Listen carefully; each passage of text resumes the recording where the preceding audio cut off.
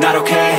All I want, and I pray, all I need are some better days. Fuck me, I'm looking in the mirror, so foggy, but I've never seen clearer. I don't really think anyone can save me, and honestly I'm not really sure I want saving. I like to be my own worst enemy. There's no risk if you don't try at anything, so I'ma just keep buying everything. See you in the next life, have to be a better me. I don't think that my head's on straight, gotta flip it and grip it and go and get an x-ray.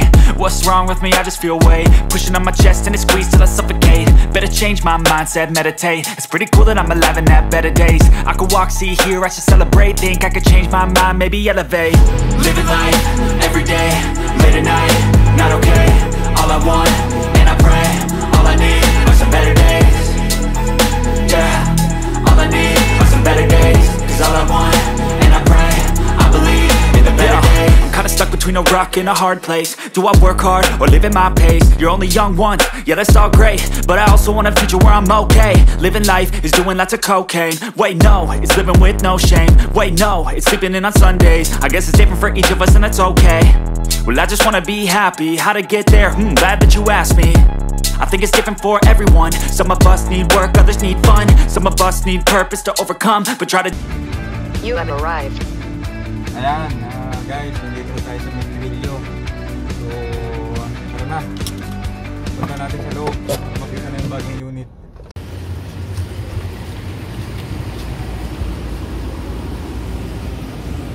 Welcome to the street.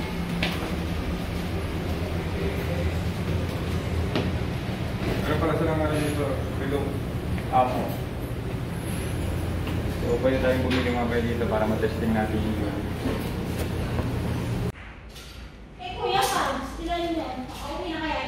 Ayan na po, Sir Mar. Hello. Finally. Ayan na, pinubuksan na yung ano, out of the box.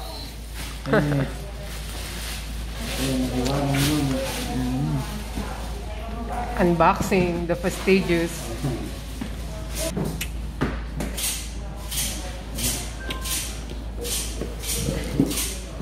Yun o. Yan na. Oh, ba't yung nakalitaw dyan? Wow.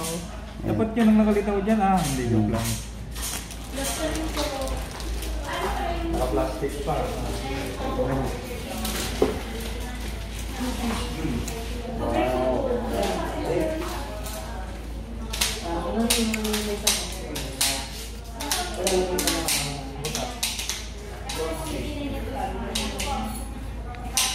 Guys, sabi mo kayo yung bata kong magasin. May additional pala yung bata. May additional pala magasin sila. Tatlo lang additional. Han, pa-explain lang natin kay Sir Mar yung model niyan. Yan daw po yung ano. So, special edition. Special custom. Fastidious special custom. Anong color, Sir? Kaya ako pinag-isip mo sila.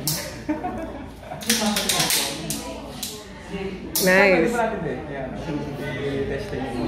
Meron naman po yata kayo na. May benta po kayong balang. Wala pong dalang balang. Ano nga yung bala? Ano po ba? Ito yung mga kapit. Ito yung Okay, kapit. bayaran po muna natin.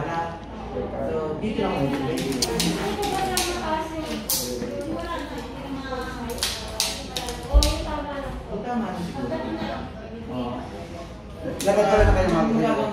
Opo. Additional po na. Okay na.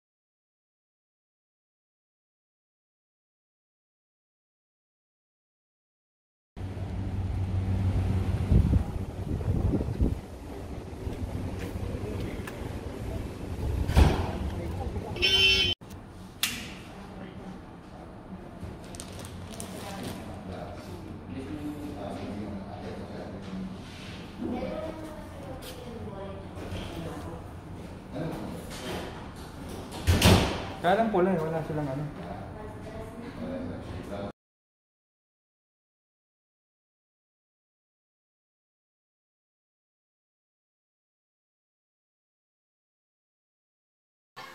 Magandang araw po sa atin lahat, mga Sir Idol, sa mga Ilocano ay naimbanggal daw tayo amin, kakadwa. So, akin lang pong i-discuss in more details yung aking pinabuong baril kay Mitrillo last week.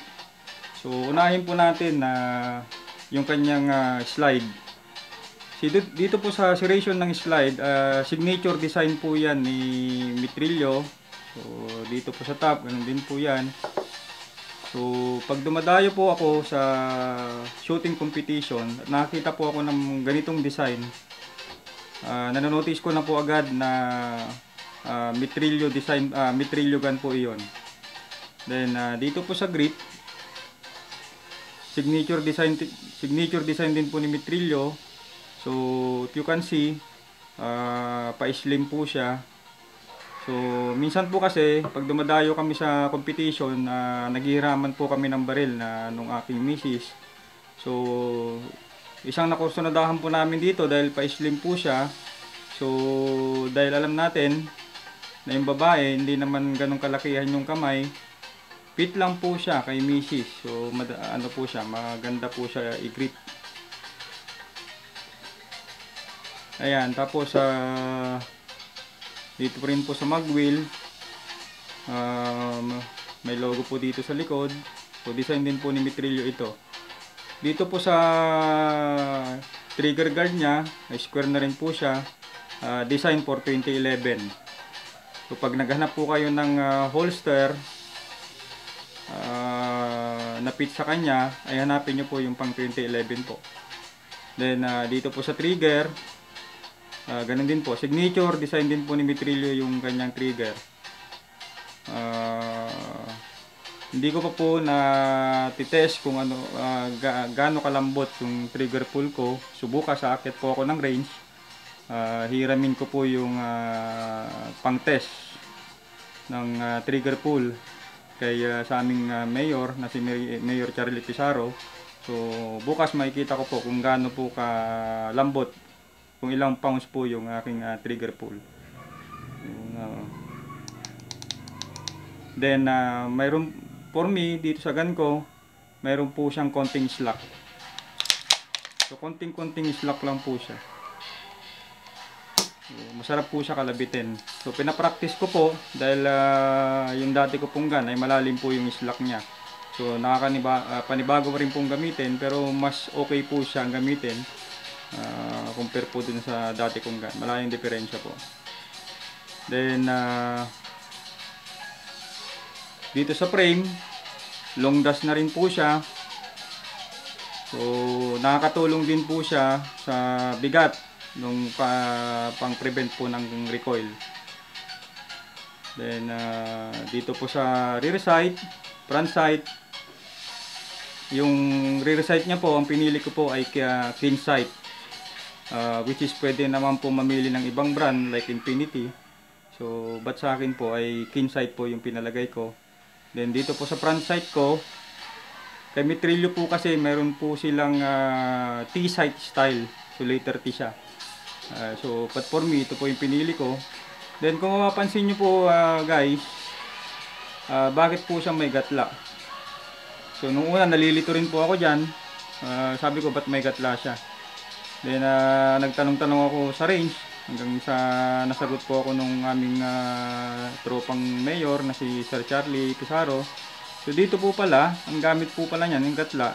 Pagka sinunog mo yung fiber optic at malaki yung pagkakasunog niya, pag sinilip mo po dito, so as is pa rin po siya.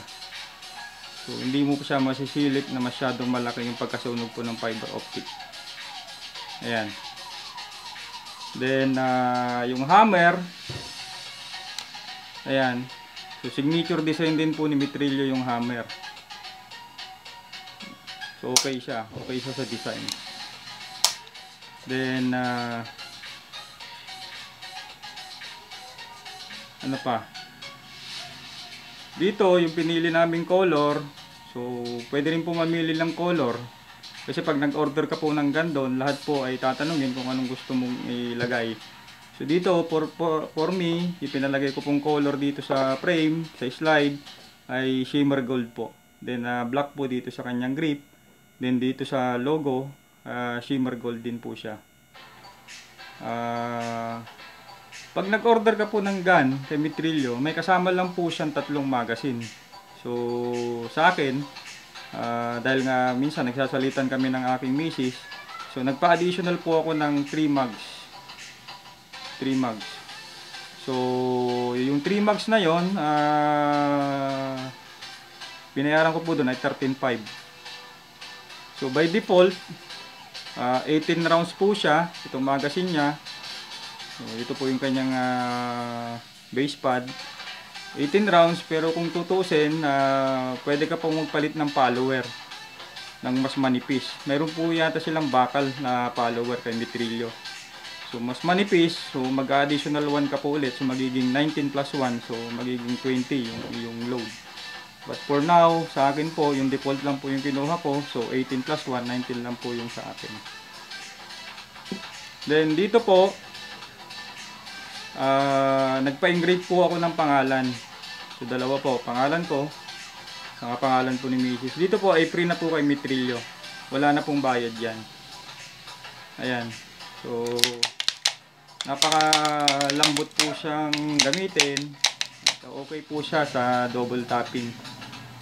So magbibigay na lang po ako ng mga highlights dahil ito po ay inailaro ko na sa mga previous competition. So okay po siya sa double tap.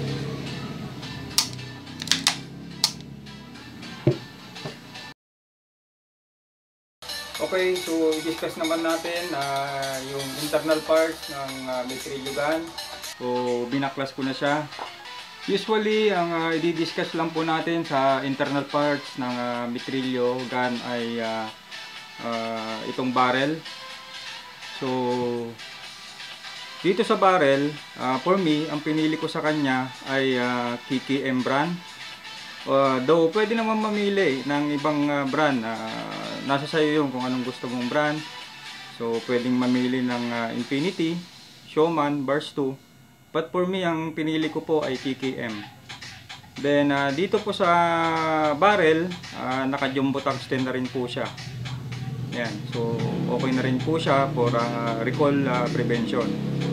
Then pangalawa, ito po yung tungsten recoil master o yung tinatawag nating tungsten guide rod. So dito sa recoil master, tungsten recoil master niya, double spring na rin po siya.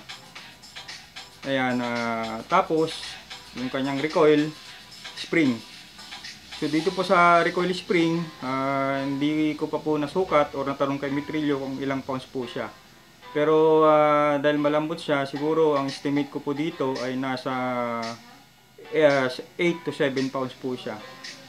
So kasama po ito na iti-testing ko bukas pag akit ko po sa range, kasi si Mayor Charlie Isaro ay mayroon po din po siyang tools na pwedeng pang test kung ilang pounds po yung recoil spring ng gun.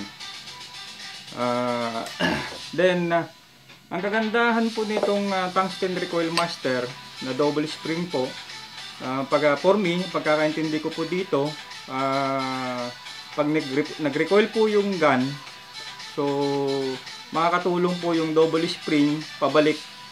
So ibabalik niya yung slide into its original position para naka-ready na po yung second shot natin.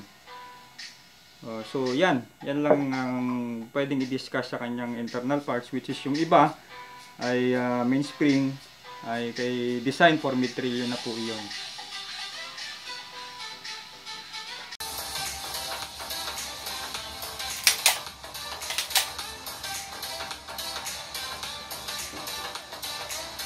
And so additional nga po pala, additional info po, yung color po pala nito, nagtanong po ako kay Sir Mar, sabi ko pagka nag-paint yung kulay, ipapa-repaint ko, tinanong ko kung magkano. Sabi niya, ang presyo daw po ng buong unit ay 8K po. So 8,000 po siya, upper and lower. So plano ko po dito, pagka nag-paint po yung kulay, dadalhin ko po ulit siya Then mamimili na lang po ako mamimili na lang po ulit ako ng ibang color para sa mga bagong color. Ayan. So, pricey po yung unit pero I think pwede namang worth it naman po ito. Lalo na sa kagaya ko na gustong hobby ko yung practical shooting. So, matagal ko po siyang gagamitin kaya ako po siya pinag-ipunan. Ayun lang po guys. So, salamat po sa panonood.